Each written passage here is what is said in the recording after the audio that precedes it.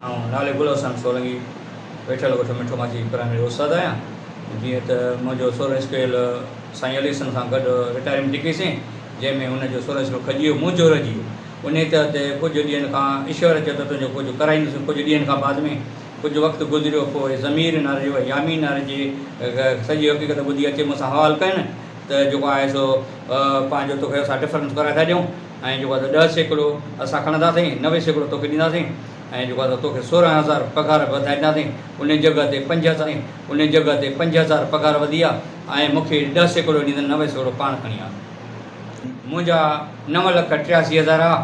बाक़ी ॿिया जेको मूंसां गॾु वीचारी नारेजन जी हुई उस्ताद, उन जेको आहे सो उनजा बि 9,75,000 थिया, उहे बि खणी आहे ऐं फ्रॉड असां सां करे आहिनि। ऐं असांखां इहो एजेंट जेको चवंदा असां तेज़ी जे ऑफिस असांखे बि ॾींदा आहियूं ऐं पाण बि कुझु खणंदा आहियूं ऐं ब्लैकमेल करे ऐं जेको आहे मूंखां पैसा हथ मां खसे आहे। जेको हुनजी दादू जी बैंक जेकी आहे उहा जेको आहे हुनजी मुईअ में उहा आहे त मूंखां पैसा हुननि ज़ोरी करे खसिया।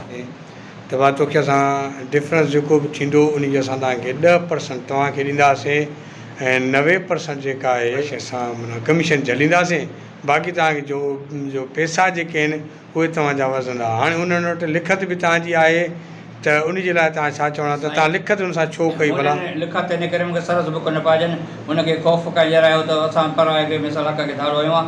उन ते त मूंखां हुननि लिखारायो त उन में इहा न लिखारायो त 10 सैकड़ो या 20 सैकड़ो, उन्हनि इहो लिखारायो त तूं किथे बि को फंड फाड़ी न कंदे या न वग़ैरह। मूं जो माण्हुनि सां मूंसां वाइदो जेको पंहिंजो पूरो कंदो त मां सही आहे, जे न त मां कानून जो दर खड़काईंदुसि। वाइदो कहिड़ो हुयो त? उन्हनि इहो वाइदो हुयो त 16,000 ताईं पघार वधंदी ऐं डिफरेंस जेको आहे 10 सैकड़ो असां झलींदासीं, 90 सैकड़ो तोखे ॾींदासीं। बाक़ी हा, पोइ उहो जेको आहे मूंखां 9,83,000 ऐं नारेजन जे उन पुटु मिलियो माईअ जो, उन चयो त असां सां ज़ुल्म करे आया, असांजा 9,75,000 खणी आहिनि, जंहिंमें असांखे बि चयो त हेतिरा पैसा वधंदा, उन जॻह ते 300 पैसा न वधाया अथनि। असां फ्रॉड कयो। तव्हांजो मुतालबो कहिड़ो आहे भला? असांजो मुतालबो इहो आहे त असांखे पंहिंजो हक़ु ॾियारियो वञे ऐं असांजी जेके 16,000 पघार आहे उन पंहिंजो जेको वाइदो कयो अथनि उन वाइदे ते पूरा रहंदा।